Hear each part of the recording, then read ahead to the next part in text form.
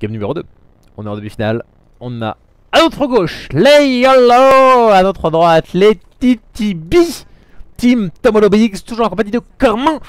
On a enfin Sylvanas, qui ne s'est pas fait ban. Ouais, c'est cool ça. On a eu du ban de Zeratul, du ban de Illidan, mais on a Sylvanas dans la place. Donc, wouh, ouais, à 5 là, ça veut jouer le Bosch, ça veut jouer le Tyrant qui miss. Et le Stitch qui est là, attention qui va engage, peut-être qu'il va faire la champ. Non, Lunar Flare qui a été miss, le Root, voilà pour choper le gros Diablo. Ah, donc la range, hein, côté Sylvanas, c'est un peu le build de base que vous pourrez trouver sur le site Medium fait par Corban. Le Q-Spell qu'on buff en range. Franchement, je vais faire un vlog d'ailleurs sur Sylvanas ouais. niveau 10. Faire un petit Allez.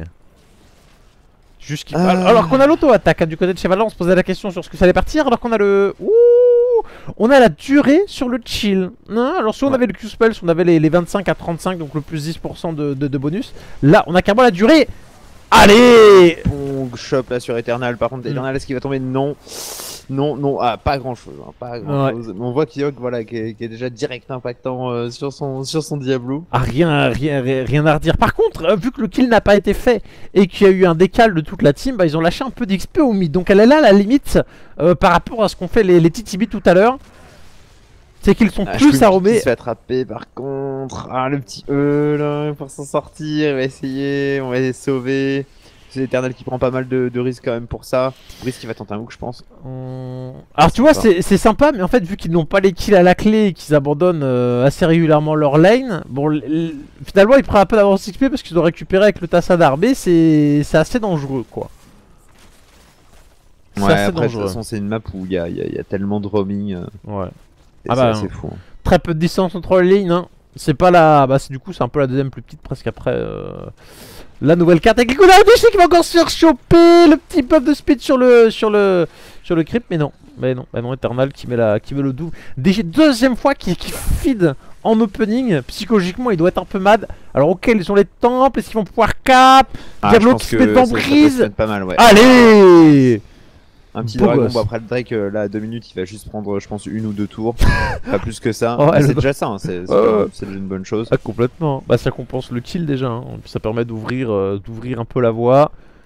Ah, le talent sur la Jaina en fait qui est toujours situationnel par rapport à est-ce que tu prends le pourcentage de slow ou est-ce que tu prends la durée du slow, et en général ça dépend du nombre d'escape en face en fait. Genre si t'as beaucoup de persos sans escape c'est mieux d'avoir la durée. Et si t'as des persos avec escape, c'est mieux d'avoir le pourcentage. Ouh, histoire de maximiser les dommages à chaque fois. Sur Yo qui cherche la tour, qui va la péter. Dieu nul qui se barrait le kill first blood sur Tyrande. La Zagara qui plante des tuyaux en muqueuse. On laisse l'XP à la Vala, mais c'est pas bien grave puisque les tours ont été prises et que l'avance d'XP est prise. Ah, ils sont bien là les YOLO, ils se posent. Ouais, c'est déjà beaucoup mieux, un début de game qui est largement meilleur. C'est sûr que, à mon avis, le style je vais avoir du mal à être impacté. Que ça, Eternal aussi qui se fait encore choper. Et là, voilà, on voit la puissance de Yogg sur son Diablo qui fait les bonnes engages. Avec Spinel aussi sur le Uther, hein, ça va faire beaucoup de lock. Et puis là, cette top lane qui est impossible à défendre pour la Val, hein, aussi simple que ça. Ouais. Ah bah là, une fois qu'elle est devant les tours et qu'elles ont été déminées, il peut se mettre devant. Il y a tueur muqueuse pour voir venir. Le Stitch qui est en train de monter avec la Tyrone. Non, il préfère redécaler au bot. Tu vois, le kill encore une fois. FB, c'est quoi ces games où il y a masqué à chaque fois? C'est quoi? C'est Diablo qui fait de l'effet comme ça? C'est le roaming. D'avoir c'est fou. Hein. Ça fait vraiment la différence. Du coup, on a Venom sur la Sylvanas. Toujours le choix assez favorisé. Daichi qui se fait avoir par contre là et qui va tomber en top lane. Dur. Alors qu'on a un Stitch qui est buff full heal de gros cochon. Donc ouais, le Venom sur la Sylvanas, mais on revient toujours avec le 25% de bonus sur les auto-attaques quand on a un spell gratis. Et ben au final on a auto-attaque à 25% gratis. C'est aussi simple que ça. Alors qu'on ne reprend pas, tu vois, on a complètement changé le build, hein. Du côté chez les chiens on lui dit bon arrête avec ton build, tu le meurs muqueuse là. Arrête de faire du Starcraft là, fais-nous un truc plus sexe. Et là du coup on a pris l'arsenal quand même sur la Vala. On n'a pas pris les dégâts d'auto-attaque, donc on part sur un petit build un peu hybride. C'est ça. Ce qui est plutôt pas mauvais, hein. Je pense que on peut s'attendre au niveau 13 peut-être à avoir le slow, c'est possible. Ouais, c'est. Bah, j'avoue que ça rend le truc plutôt pas mal, histoire de se donner le beaucoup de dommages, et puis peut-être d'avoir l'exécutionné du coup derrière, histoire de Neji se s'est fait slow avoir même. encore en top. Encore. Oh, des chaud. Bah, les Sylvanas, la lane, c'est un peu tranquille, hein. On appuie sur tous les boutons, il n'y a plus rien qui touche. Hein. Mais quel que soit le bouton que tu appuies en face, les mobs et les tours faire un peu leur bouche. Par contre, on est encore dans une phase où on bait. Hein. On lâche le mid. On aimerait que Malfurion il aille dans le bush, mais en fait, non, c'est en train de remonter ici. Avec le qui a engagé le brise. Non, qui est loin. Est-ce qu'on peut où non. Parce que là, on peut même pas les ramener dans les tours en fait. Quand il n'y a plus de tours, c'est chiant avec un Stitch. Hein. Tu peux pas ramener quelqu'un, ça va manquer un peu de force de frappe. Alors regarde, attention qu'il prend assez cher, mais il prend les tours. Lazy qui bombarde comme il faut. Toujours de l'avance à l'XP hein, pour les YOLO, ils vont avoir leur 10 vraiment plus tôt. Ça va leur permettre peut-être de faire un petit move. Breeze qui va essayer de choper au gars. On va voir ce que ça va donner. Ah voilà, le bon dash en arrière, forcément. Et ça se pose là, ça fait ce qu'il faut. Zagara qui va recap, pose le petit... Non, il pose pas le mucus, il préfère rester en monture. Il esquive le Q-spell. Il décap, il recap. Brice qui est là. Final, le 10, ils vont l'avoir. Bah ouais. Ah, ils ont bien XP là les TTB. Il y a eu peut-être un peu de perte du côté de chez YOLO. Du coup, le 10 là qui va arriver très vite. Bah malheureusement, Deshi la feed avec la Zagara aussi. Hein. 3 kills. Ouh, le Uther qui prend la touille. Voilà qui tire multiple, les grenades qui picotent, le silence de la Sylvana. Oh Luke il a récupéré le Uther, attention, qui divine storm, mais finalement c'est Breeze qui se fait défoncer. Et là on chope la Vala, où elle esquive les flammes. Base de soin qui a été posée, immédiatement démolie. Mais alors, on voit directement l'impact de leur compo qui est beaucoup plus agressif, qui est déjà dans une optique beaucoup plus maîtrisée aussi. Le petit combo là sur Diablo Uther qui fait bien mal, il y a masse CC. Et puis alors le grab sur Uther, c'est vraiment pas la personne à grab. Ah non, coucou, viens me stun, tu vois. C'est pas bon ça. Allez. Le décap, ça va être difficile de tenir plus longtemps. La Vala qui est là et c'est cap. Voilà, qui a pris super cher, il n'y a pas de moon, faut aller loin. Il y a Malfurion qui donne le petit, mais le temps que ça remonte vraiment, c'est un peu galère. Alors qu'on est à nouveau sur du water elemental. 11 cotrons, c'est pas encore le drame. Est-ce qu'on va remonter? Deshi qui a toujours le top, attention, parce que là il va se faire burst. Il va se faire hook peut-être. Allez. Oh, il se fait quand même choper. Ah là là, puis on a Frost. Ça, il va essayer, mais là ça va pas suffire. Il a toujours son ulti, il faut. Et il y a le lézard qui va faire ça. Ouais. Il est engage avec le Frost, histoire de pouvoir... si, il y avait le petit. Donc au pire, il aurait pu de toute façon kill secure. Bon, encore une fois Deshi il se fait péter malheureusement. Mais bon, derrière ça pousse quand même bien. Uther qui va récupérer l'XP, on a personne de Spindle. Le Drake qui prend la tour, le Force ça va être un peu plus compliqué. On va escorter avec une petite Storm, on touche les deux. Là ça va être pas mal hein, pour les YOLO. Parce qu'au final, même si ils perdent un peu d'XP parce que Zagara se fait avoir au top, bah ils arrivent à bien push, à prendre des efforts. Et à faire le café sur les autres lanes, donc c'est bien pour eux. Niveau XP, c'est kiff, hein, même si le 13 ans d'avant ça va vraiment leur faire du bien, mais c'est vraiment surtout ces bâtiments quoi, qui sont démolis. Lane qui push, alors qu'on a chopé Divine Storm, le Jenna qui arrivera pas, escape, balance le water elemental, mais se fait complètement bousiller. Spindle qui lui survit à l'opération. Aïe, on a la shop, Tyrant qui esquive, Stitch qui est là, qui aimerait bien faire des hooks, mais en fait il y aurait pas de suite hein, et il a Bill hein, donc il peut même pas gorge. J'ai ramené quelqu'un derrière les tours. C'est coincé. C'est sûr que Jaina c'est un pick super bizarre hein, c'est à jouer hein. C'est pas du tout pareil que les autres persos. Du coup là le positionnement qui était pas foufou. Faut vraiment faire très attention, laisser le tank devant. Et puis là la frontline c'est un Stitch et ça a plus beaucoup de HP Stitch donc alors qu'il a pas niveau 13 là. Alors il a shield hein, pour esquiver le buff Yogg, plutôt que de prendre le relentless histoire de moins galérer dans la build. Allez, on vient pouiller le terrain. Le Starfall qui fait du bobo. Oh, alors oui, synchro caca hein. Ouais, là c'est pas dans le bon sens. Là c'est pas fou. Le Dutus qui a sauvé l'apocalypse. Là ça va être compliqué du coup. Oh Garde qui arrive à dash, c'est pas mal joué ça. Mais ouais, là le combo qui est pas fou. C'est con parce que Lidus il a touché l'apocalypse aussi, mais en fait c'est dans l'autre sens qu'il fallait le faire. Putain, c'est blasant.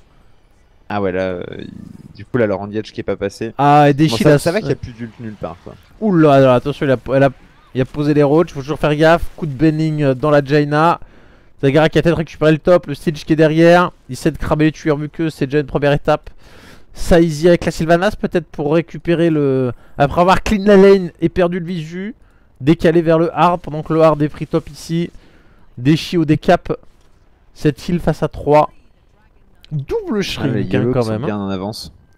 Par contre, faire attention à ce que tu dis, c'est quand même du solide et ils savent comment Ah ouais. revenir. Le sprint sur la Jaina, ouais. Ça veut dire qu'ils se sentent pas bien. Ouais, bah ça, enfin en même temps... Le héros est tellement squishy que pour une chose, ça serait quand même la grosse grid. Alors qu'on a eBay du côté de chez Balfurion pour aider aussi. Allez, Luke! Et ça touche! Oh là là, il a escape avec le, mais bon, c'était hardcore. On me bile encore le coin. Faire attention, la Zagara par contre qui vient, qui va pouvoir poser une bonne mot s'il faut. Là, le petit overextend de Breeze qui protège plus sa team et qui protège surtout plus sa Jaina. Ça va être très tendu là pour les TTB. C'est vrai que le Pick Stitch là qui était un peu osé. Et du coup, on voit avec Jaina et ça manque de frontline un peu. Alors, de mal fait pour zoner, mais ça pacte pas parce qu'ils s'en foutent. De toute façon, ils sont de leur côté. Le Dinesh qui touche 3. La Zagara qui est là. Elle a pas la mana. Elle va pas pouvoir. Elle balance juste level league et l'Apocalypse qui lui touche. Ça se passe bien. Coup, la Jaina, voilà, Yogg qui essaye de bien zoner tout le monde. Il n'y a plus de mana du côté de chez Zag. Du coup, c'est un peu compliqué pour pouvoir faire quelque chose en teamfight.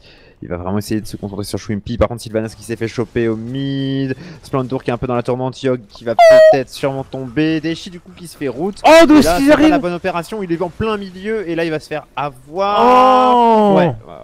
J'ai l'impression que Deshi c'est vraiment pas son perso Zagara, tu vois, il a pique mais sur un terrain de un Tassadar on le voit être beaucoup plus impactant dans les parties que ce qu'il ne l'est avec Zagara quoi.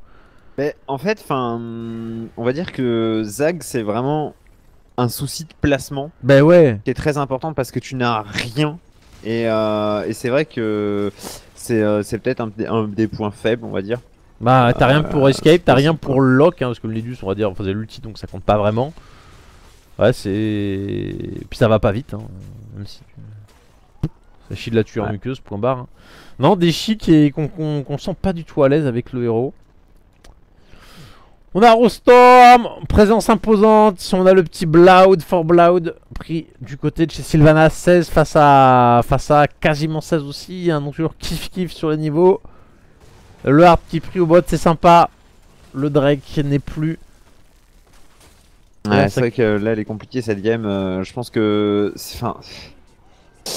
En fait, les YOLO sont devant depuis tout à l'heure, mais ils n'arrivent pas à concrétiser réellement, à prendre de l'avance quoi. Parce qu'on voit qu'ils sont toujours 16 quoi, enfin c'est 16 à 16, et là du coup il n'y a plus tellement d'avance quoi. Là, le petit hook de Breeze qui va pas passer, on a tout balancé dessus, là c'est le bon moment pour engage, il va falloir que Yogg il aille chercher, voilà directement il va sur Breeze, il sait que c'est le moment. Mais la Breeze qui se retrouve au milieu, l'ulti Vala qui est claqué, la très bonne mode d'Eishi qui est sur le côté, et là du coup l'annihilation qui va faire très mal et c'est le...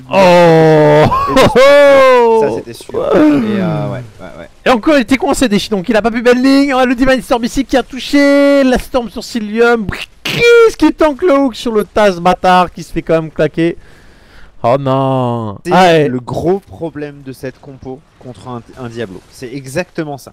C'est que un Stitch, si tu follow up par Tyrande et Malfurion en même temps, c'est-à-dire que tu balances ton route et ton stun, après t'as plus rien. Après c'est plus rien. Mais ouais. Et le Diablo c'est du hard engage à fond, c'est exactement on va dire le contre à un hook raté, et c'est la catastrophe. À chaque fois ça va être la catastrophe. Il faut absolument pas qu'il... En plus je dois avouer je vois pas trop l'intérêt de claquer et le route et le stun au même moment. Mais surtout que on peut toujours dire au cas où tu chi, mais le plus facile à placer c'est le route parce qu'il a une certaine durée, là où le Lunar Flare une fois qu'il est tombé il est tombé. Après c'est vrai que le Lunar vu que c'est un stun et pas un route, au moins tu calmes le bolos donc après en plus il a même pas relentless donc c'est pas comme si il allait pouvoir vite escape de ses stuns. J'irais un route, le route suffirait quoi. Du coup Blood for Blood sur la Sylvanas, ça par contre c'est assez étonnant.